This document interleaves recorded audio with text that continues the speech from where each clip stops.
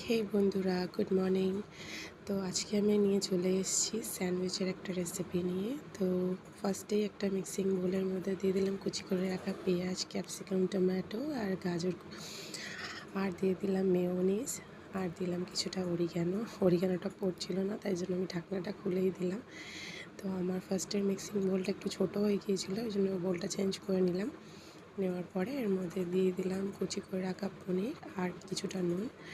দেওয়ার পরে আমি দিয়ে দিলাম টমেটো সস, দিয়ে ভালো করে এটাকে মিক্স করে নিলাম।